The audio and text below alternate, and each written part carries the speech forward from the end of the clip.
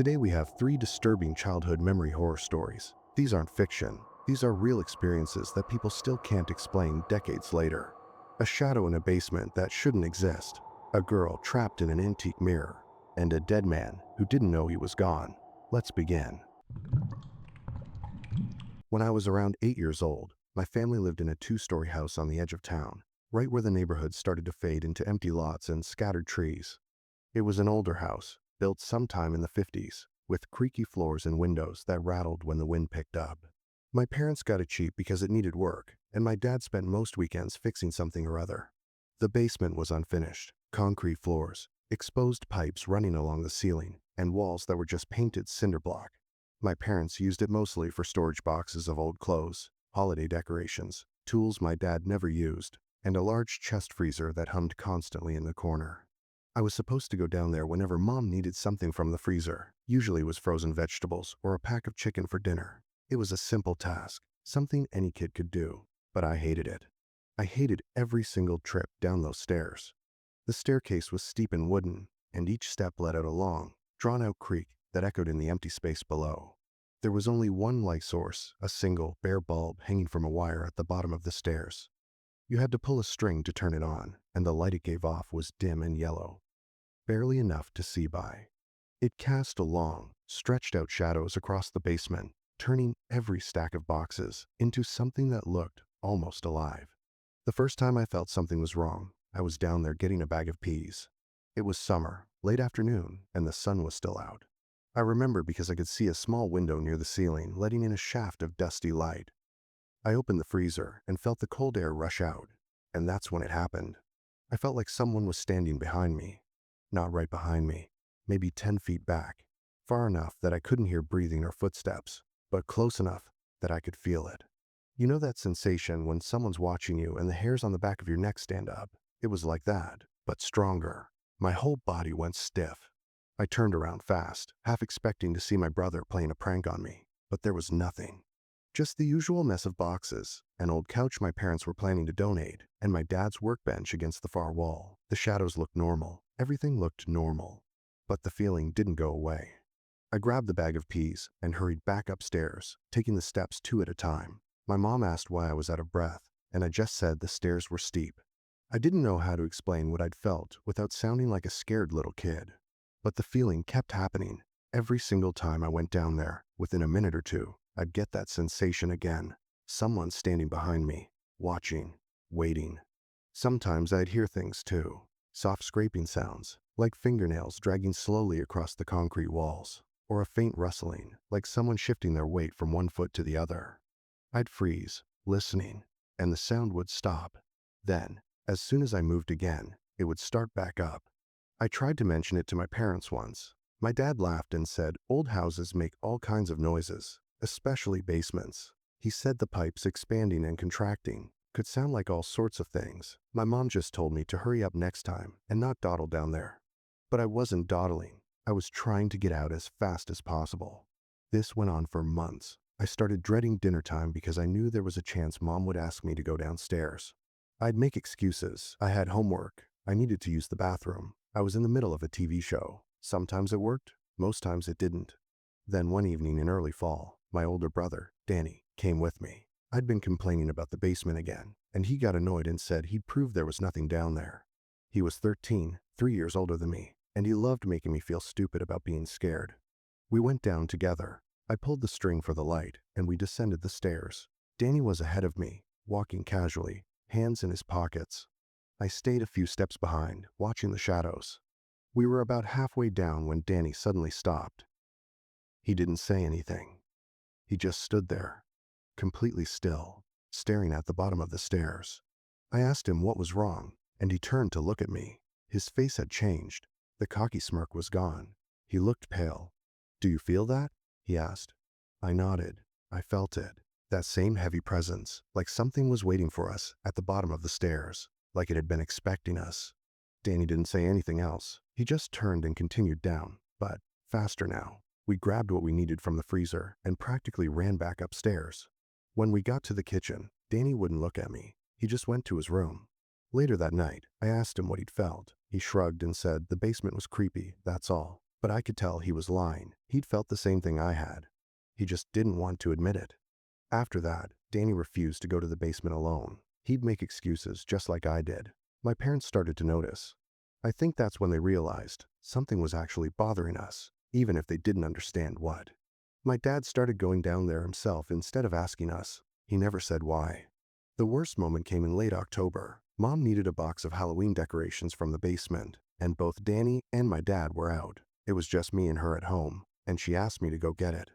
I begged her to come with me. I told her I didn't like being down there alone. She sighed and said I was getting too old to be afraid of basements, but she could tell I was genuinely upset. She said if I went down and got the box quickly, she'd let me pick what we had for dessert that night.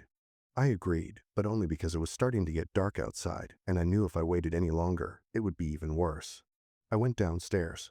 It was late afternoon, but the sun was already low, and the small basement window barely let in any light. I pulled the string for the bulb and made my way down the creaking steps. The decoration box was on a shelf near the back wall. I had to walk past the freezer, past my dad's workbench, past stacks of boxes I didn't recognize. The whole time, I felt that presence growing stronger. I found the box and grabbed it. It was heavier than I expected, and I had to use both hands. That's when I heard the footsteps. Not above me, behind me. Slow, deliberate steps on the concrete floor. I could hear them clearly. Each footfall echoed slightly in the empty space. I froze. I didn't want to turn around. Every instinct in my body told me not to look, but I couldn't help it. Slowly, I turned my head. Standing near the far wall, maybe 15 feet away, was the outline of a person. Tall, thin, perfectly still. The light from the bulb didn't reach that corner well, so I couldn't make out any details. Just a dark shape, human-shaped, standing there watching me. I stared at it for what felt like an eternity, but was probably only a second or two. Then the light bulb flickered. Once, twice, and on the third flicker, it went out completely. The basement plunged into darkness. The only light was the faint glow from the small window, which barely illuminated anything. I screamed. I dropped the box and ran. I ran toward where I thought the stairs were, my hands stretched out in front of me, expecting to crash into something. My foot caught on something, maybe the bottom step, and I fell forward, hitting my knee hard on the wood. I scrambled up the stairs on my hands and knees, not caring about the pain. I could hear something behind me, not footsteps, just a presence, moving fast, getting closer. I reached the top and slammed the basement door shut behind me, leaning against it, breathing so hard I thought I might throw up. My mom came running from the kitchen. She asked what happened, and I could barely get the words out. I told her someone was down there. I told her I saw someone standing in the corner. She immediately called my dad, even though he was at work. Then she grabbed a flashlight from the kitchen drawer and opened the basement door. I begged her not to go down, but she insisted. She said if someone had broken into our house, we needed to know. She went down with the flashlight, and I stood at the top of the stairs, watching the beam of light sweep across the basement. She checked everywhere. Behind boxes, under the stairs, in the small utility room we never used. She even checked the window to see if it was broken or unlocked. Nothing. No one was there. The window was locked from the inside. There was no way anyone could have gotten in or out. She came back upstairs and found the Halloween box at the bottom of the steps where I dropped it. She brought it up and set it on the kitchen table. Then she sat me down and said I'd probably seen my own shadow and gotten scared. But I knew what I'd seen. It wasn't my shadow. It was something else. Someone else. My dad came home early from work, which he never did. He went down to the basement with a bigger flashlight and checked everything again. He even moved boxes around, looking behind them. He came back up and said the same thing my mom had. No one was there. Nothing was disturbed. I must have imagined it. But I saw the way he looked at the basement door before he closed it, and I noticed he locked it afterward, even though we'd never locked it before. After that night, my parents stopped asking me to go to the basement. They didn't explain why. They just stopped. Danny told me a few weeks later that he'd heard me screaming from outside when he and Dad were pulling into the driveway. He said it was the kind of scream that made his blood run cold. He asked what I'd seen down there, and I told him. He didn't laugh. He didn't call me a baby. He just nodded and said, "I believe you." We lived in that house for 3 more years. My dad eventually finished the basement, putting in drywall and carpet and better lighting. He turned it into a rec room with a TV and a couch. But even after all that, I never felt comfortable down there, and I noticed my parents didn't spend much time there either. The TV was rarely on. The couch collected dust. When I was 12, We moved to a different house across town. I remember the day we left. I looked back at the old house as we drove away, and I swear I saw a shadow pass by the basement window. Just for a second, then it was gone. Years later, when I was in college, I came home for Thanksgiving. I asked my dad if he'd ever experienced anything strange in that basement. I expected him to brush it off, to laugh and say I'd always had an overactive imagination. But he didn't. He paused for a long time, staring at his plate. Then he said, "I never liked being down there alone, especially at night." I asked him why. He looked at me, and I could see something in his eyes I'd never seen before. Uncertainty, maybe even fear. "I don't know," he said. "It just never felt empty, even when I knew it was." We didn't talk about it after that. To this day, I avoid basements whenever possible.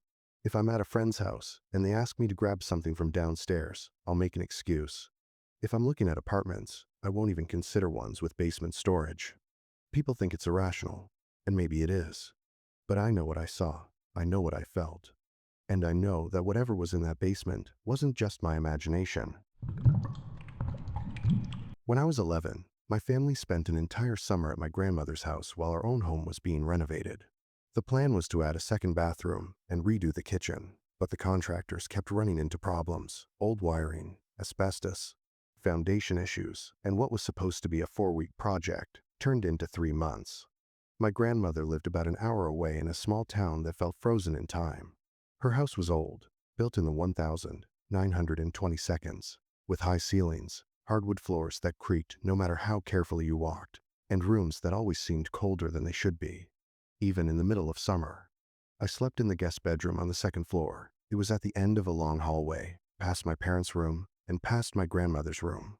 The walls were covered in floral wallpaper that had probably been there for decades, faded and peeling slightly at the corners. The furniture was old too, a brass bed frame that squeaked whenever I moved, a heavy wooden dresser with a mirror attached to the top, and an antique full-length mirror mounted on the wall across from the foot of the bed. My grandmother told me that mirror had been in that spot since she was a little girl. She said her mother had placed it there, and before that, it had belonged to her mother's mother. It was a family heirloom, ornate and beautiful, with a dark wooden frame carved with flowers and vines. I thought it was pretty at first, but there was something about it that bothered me. The glass was old and slightly warped, so reflections looked a little off. And no matter what time of day it was, the mirror always seemed darker than it should be, like it absorbed light instead of reflecting it. The first few nights in that room were normal. I'd read before bed, turn off the lamp on the nightstand, and fall asleep listening to the sounds of the old house settling. But then, about a week into our stay, I started waking up at exactly 3:17 inches the morning. I know the exact time because I'd check the digital clock on the nightstand every time it happened. I'd wake suddenly, completely alert, with no memory of dreaming, just awake. And every time, I had the distinct feeling that someone had whispered my name. Not loudly, just a soft whisper, like someone standing right next to my bed, leaning down close to my ear. The first few times, I'd sit up and look around the dark room, but I never saw anything. I'd tell myself it was just a dream, or maybe the house making noise, or maybe my parents talking in their room down the hall. I'd lie back down and eventually fall asleep again. But it kept happening every single night, 3:17 a.m., like clockwork. Then, about 2 weeks into our stay, something changed. I woke at 3:17, like always, but this time, when I opened my eyes, I saw something in the mirror across from my bed. At first, I thought it was just my own reflection in the darkness, but then I realized I was lying down, and the figure in the mirror was standing up. It was a girl, maybe around my age, maybe a little younger. She wore a white nightgown that went down to her feet, and her hair was long and straight, hanging past her shoulders. She was standing in the reflection of the room, near where my dresser would be in the real world. But when I turned my head to look at the actual dresser, no one was there. I looked back at the mirror, and she was still there, standing perfectly still, not moving, just staring at the mirror at me. My heart was pounding so hard I could hear it in my ears. I wanted to scream, to run, to turn on the light, but I couldn't move. I was frozen, lying in bed, staring at this girl in the mirror who shouldn't exist. We stayed like that for what felt like forever. Her standing there, me lying there, neither of us moving. Then, slowly, she turned her head. Not toward me, toward the reflection of the bedroom door. She stood there for another moment, then walked toward it. Her movements were smooth, almost gliding. She reached the door in the reflection and simply walked through it, disappearing from view. As soon as she was gone, I could move again. I shot out of bed and turned on every light in the room. I checked the door, it was still closed, just like I'd left it. I checked the hallway, empty. I even opened my parents' door and peeked in. They were both asleep. I didn't sleep the rest of that night. I sat in bed with all the lights on, staring at the mirror, waiting to see if she'd come back. She didn't. The next morning, I tried to tell my grandmother what I'd seen. She was in the kitchen making breakfast, and I sat at the table, exhausted and shaken. I described the girl, the white nightgown, the way she'd appeared in the mirror but not in the actual room. My grandmother listened, flipping pancakes on the griddle, her expression neutral. When I finished, she just said, "Old houses can play tricks on young minds, especially when you're not used to sleeping somewhere new." I insisted it wasn't a trick. I told her it felt real. It looked real. She set a plate of pancakes in front of me and patted my shoulder. "You probably had a vivid dream, sweetheart. Nothing to worry about." But I noticed she wouldn't look me in the eye when she said it, and I noticed her hand was shaking slightly when she poured my orange juice.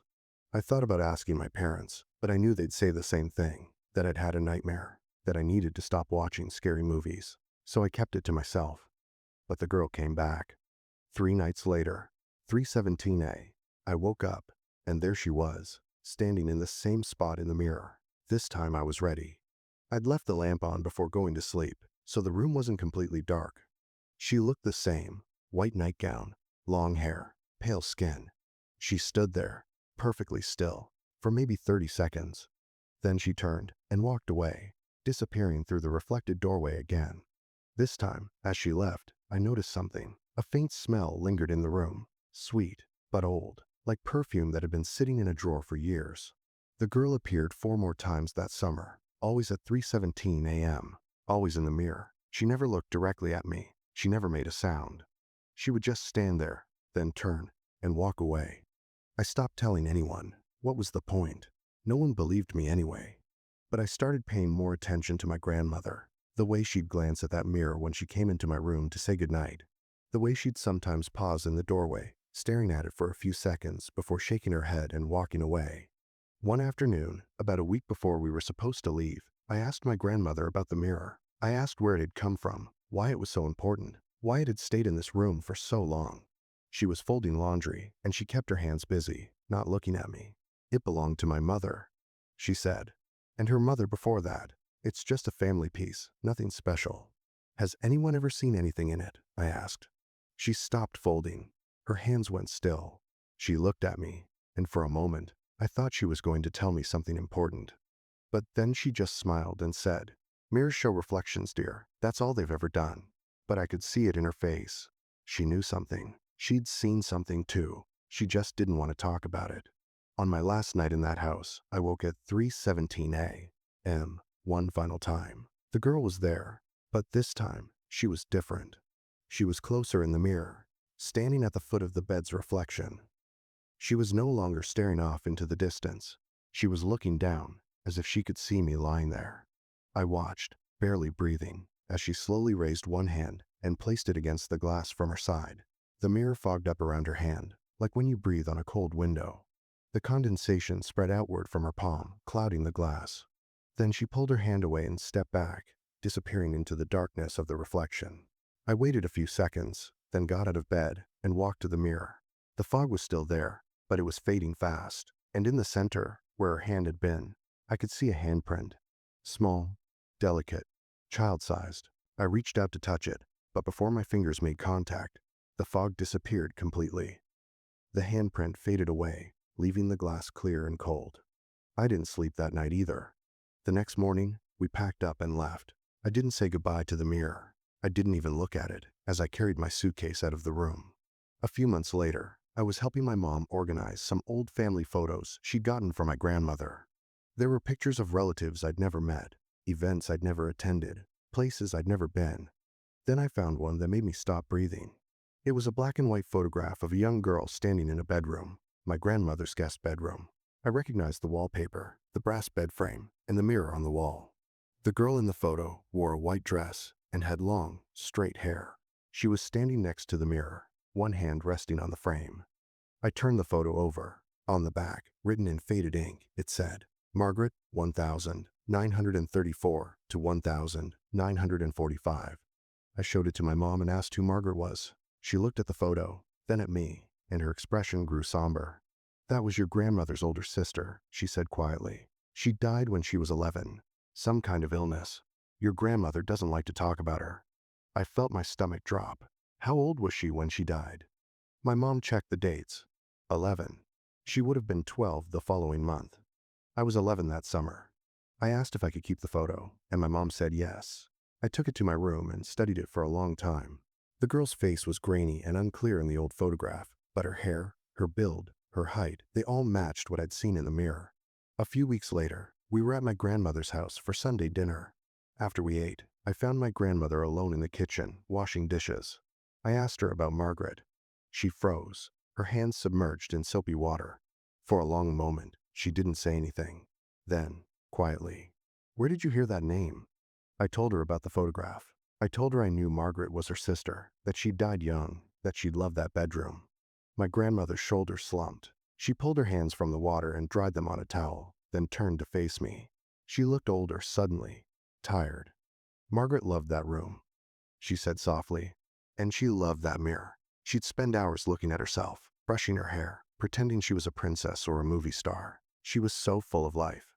She paused, staring past me, lost in memory. She got sick in the winter of 1945, pneumonia.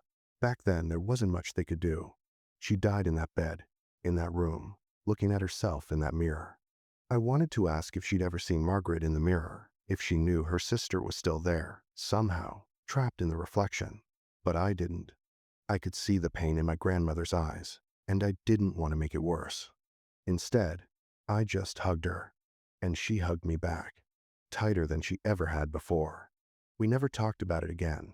I'm in my 30s now, and my grandmother passed away 5 years ago.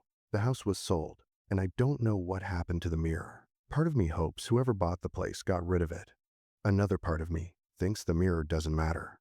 That wherever it is, Margaret is still there, standing in the reflection, waiting at 317A, 1, for someone to see her. I never sleep with a mirror facing my bed. I don't care how irrational it seems.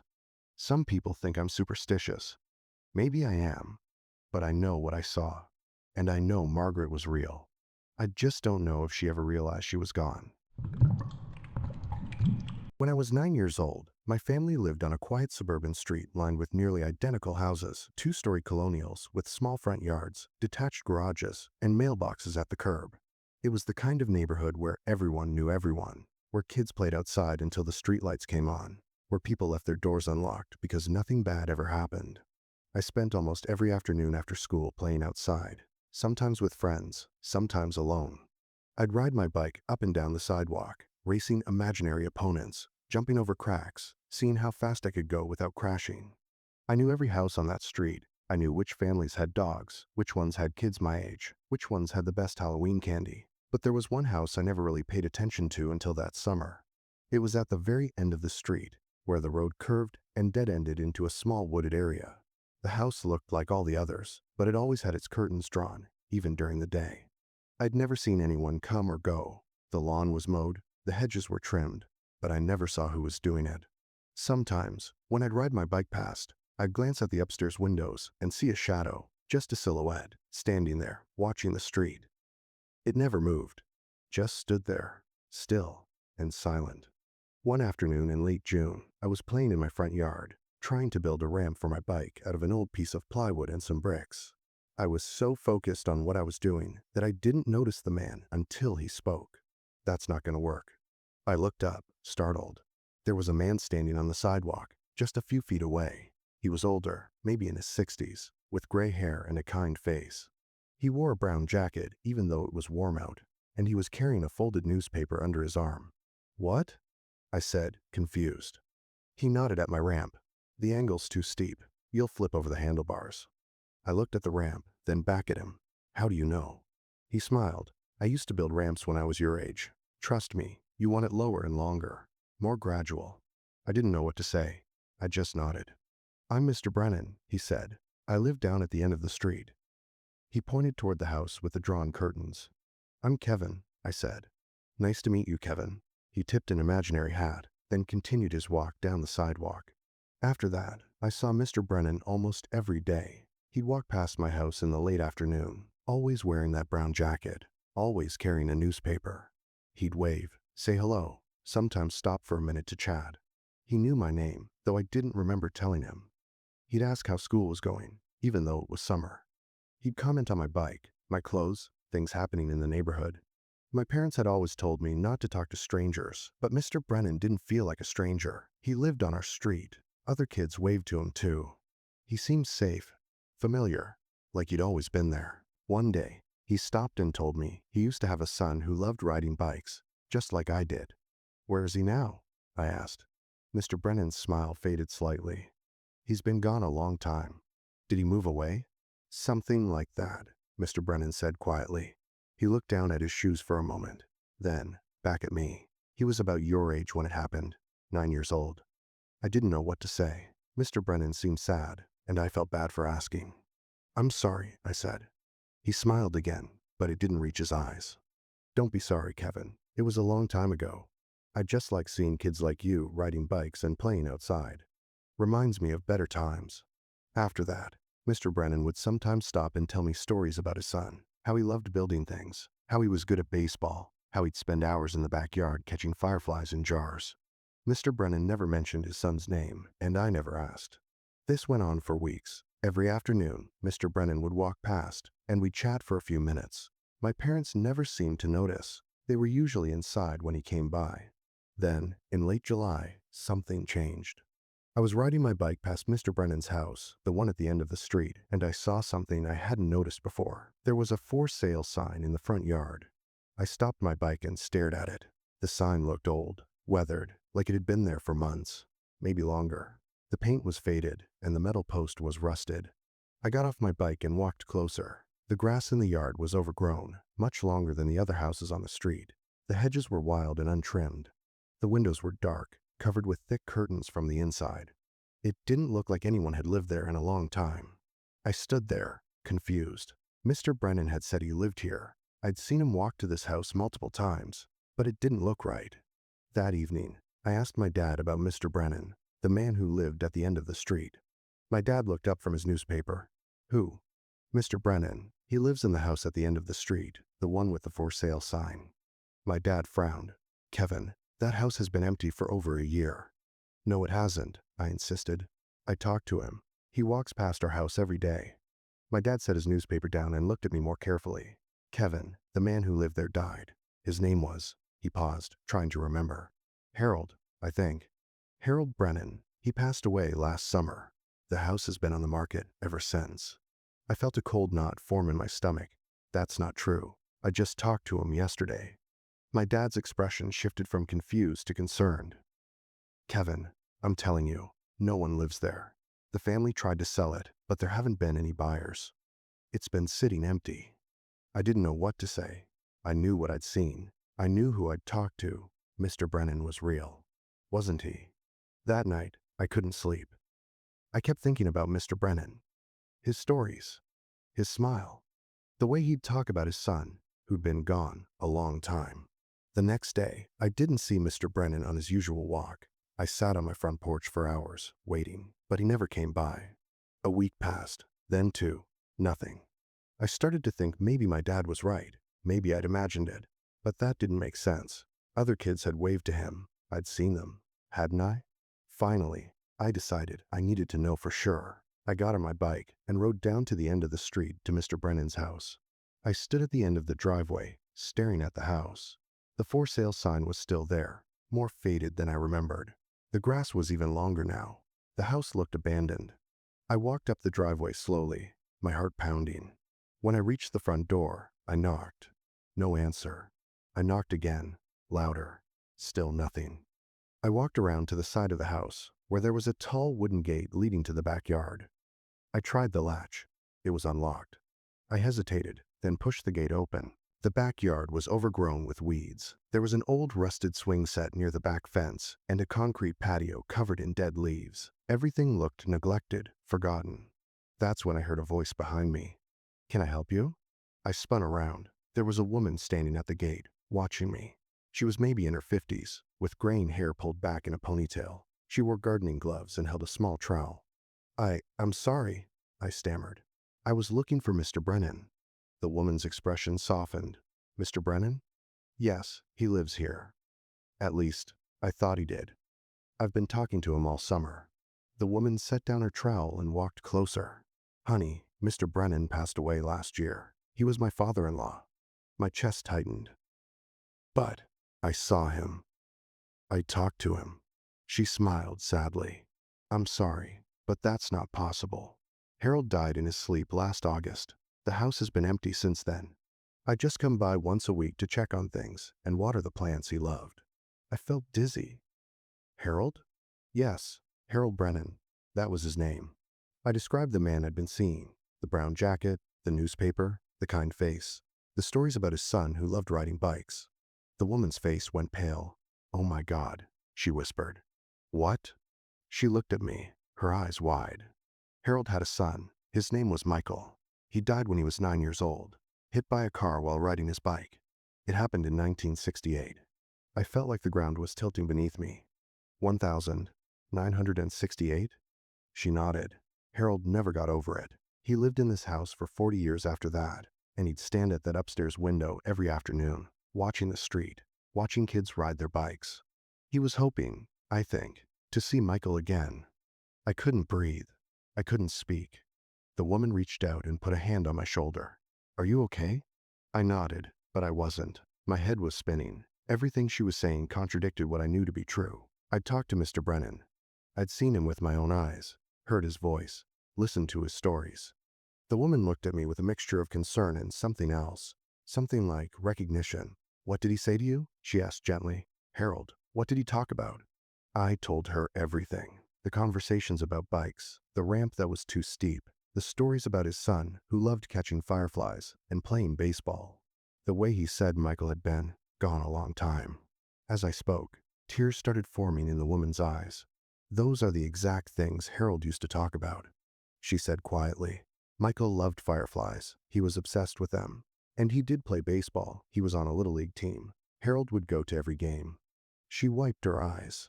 And the bike accident happened because Michael was trying to jump a ramp he'd built in the street. It was too steep. Harold always blamed himself for not being there to stop him. I felt sick to my stomach. The details were too specific, too accurate. There was no way I could have known these things. I don't understand, I said. How was I talking to him? The woman shook her head. I don't know. I don't know how to explain it, but you're not the first person to mention seeing him. What do you mean? She gestured toward the house. After Harold died, I had to come here to sort through his things, and several times, neighbors stopped me to ask if someone was living here. They said they'd seen a man walking past their houses in the afternoon, always carrying a newspaper, always wearing a brown jacket. My mouth went dry. Did they talk to him? A few said they did. They said he seemed nice, normal. They said he told them he lived here. She looked at the house, then back at me. The police thought someone was squatting here, using the empty house as a place to stay. They checked multiple times, but they never found anyone.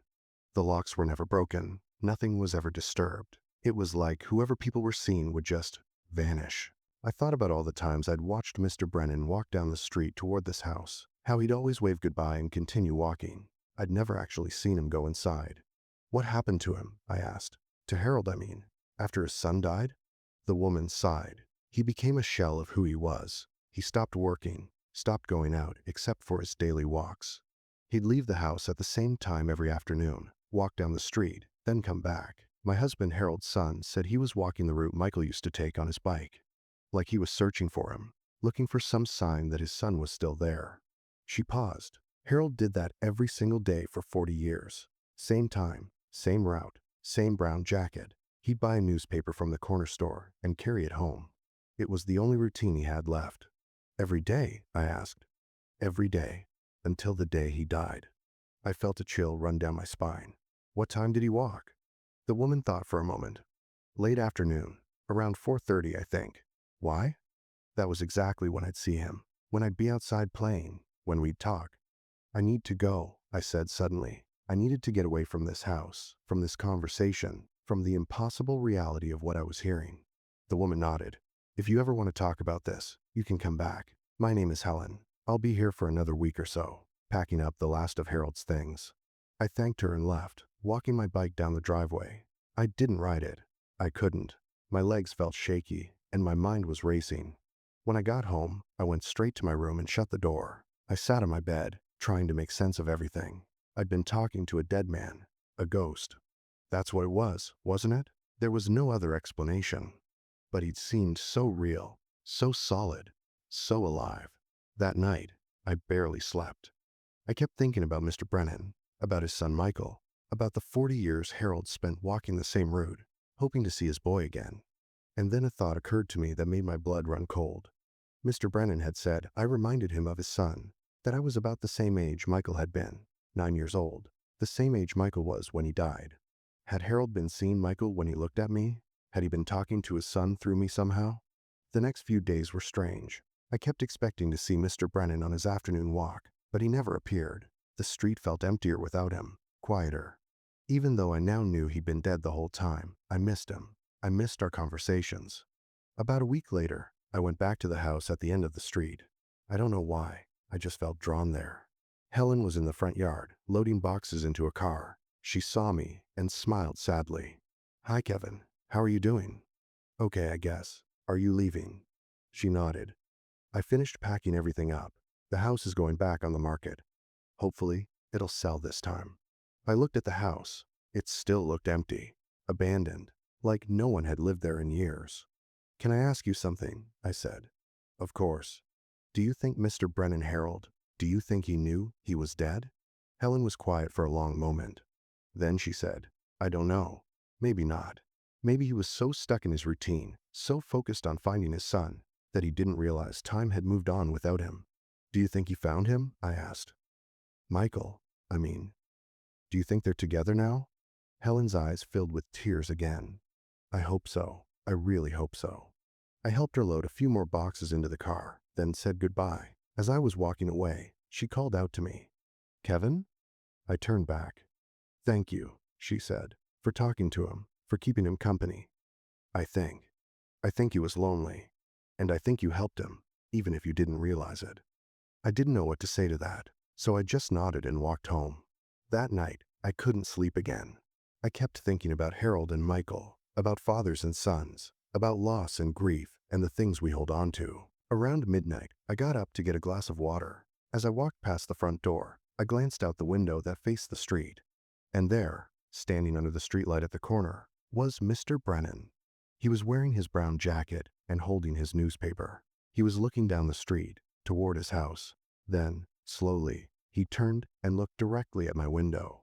For a moment, we just looked at each other. Even from that distance, I could see his face clearly in the streetlight. He looked different somehow, lighter, peaceful. He raised his hand and waved, not the casual wave he'd always given me before. This was different. It was a goodbye. I waved back, my hand trembling. He smiled, then turned and started walking, not toward his house, toward the woods at the end of the street, where the road dead-ended. I watched as he walked into the shadows between the trees. And then he was gone. I stood at that window for a long time, waiting to see if he'd come back. He didn't. The next morning, I rode my bike to the end of the street. The for sale sign was still in the yard. The house still looked empty, but something felt different. The air felt lighter, somehow, less heavy. I never saw Mr. Brennan again after that night. A few months later, the house sold to a young family with 2 kids. They repainted the exterior, fixed up the yard, and filled it with life and noise and laughter. The neighborhood felt complete again. Sometimes I'd ride past and see their kids playing in the yard where Michael Brennan once caught fireflies. I'd watch them and wonder if Harold could see them too, wherever he was. I hoped he could. I hoped it made him happy. Years passed. I grew up, moved away for college, started my own life, but I never forgot about that summer, about the man who walked the same route for 40 years, looking for a son. When I was in my 20s, I went back to visit my parents. One evening, I took a walk through the old neighborhood. Most of the houses looked the same, just a little older. When I got to the end of the street, I stood in front of what used to be the Brennan house. It looked warm and lived in now. There were toys in the yard, a basketball hoop in the driveway, lights on in every window. It looked like a home. As I stood there, A boy came out the front door, maybe 8 or 9 years old. He was carrying a jar, and he ran into the backyard. I walked around to the side, just far enough to see into the yard. The boy was crouching in the grass, holding the jar up. After a moment, a tiny light flickered inside it, a firefly. The boy grinned and ran back toward the house, holding his jar carefully. I stood there for a long time after he went inside, staring at the yard, at the house, at the upstairs window where Harold used to stand and watch the street. And I swear, just for a second, I saw a shadow in that window, a tall figure, standing there, looking down at the backyard where a boy was catching fireflies. Then it was gone. I don't know what happens after we die. I don't know if Harold ever found Michael, if they're together somewhere, watching over the living, finding peace in whatever comes next. But I know what I experienced that summer was real. I know I talked to someone who wasn't alive anymore, someone who'd been searching for something he lost a long time ago. And I hope that he finally found it. I still think about Mr. Brennan sometimes, especially when I see kids riding bikes or playing outside on summer afternoons. I think about the 40 years he spent walking that same route, day after day, never giving up hope that he'd see his son again. It's been over 20 years since that summer, and I'm a father myself now. I have a son who's 7 years old, and he loves riding his bike just like I did, just like Michael Brennan did. And sometimes, when I watch my son riding up and down the sidewalk, laughing and happy and alive, I understand Harold Brennan in a way I couldn't when I was 9 years old. I understand the love that makes you stand at a window for 40 years. I understand the grief that keeps you walking the same path long after your body has given up. I understand the hope that refuses to die, even when everything else has. And I understand why, even after death, some people can't let go. Not because they're angry or vengeful or trying to scare anyone, but because they're still looking. I never told my son about Mr. Brennan. I don't know if I ever will. But sometimes, when we're out riding bikes together, I find myself looking down the street, half expecting to see a man in a brown jacket, carrying a newspaper, smiling as he watches us. I never do. But I think that's okay, because I think Harold Brennan finally found what he was looking for. I think he finally went home. And wherever he is now, I hope he knows that those 40 years of walking, of searching, of hoping they weren't for nothing, because they led him to one last conversation, one last connection, one last chance to talk about his son and remember the good times before everything fell apart. And maybe, in the end, that was enough. Maybe that was exactly what he needed to finally let go and move on. I hope so. I really, really hope so. These 3 stories explore different aspects of childhood fear and the supernatural, a presence in a basement that defies explanation, a ghostly girl trapped in a mirror's reflection, and a dead man who doesn't know he's gone. Each story is rooted in the authenticity of childhood memory and the lasting impact these experiences have on us as adults. The fear isn't just in the moment. It's in the questions that remain unanswered, in the memories that refuse to fade, in the knowledge that sometimes the world works in ways we cannot explain or understand. And sometimes that's the most terrifying thing of all.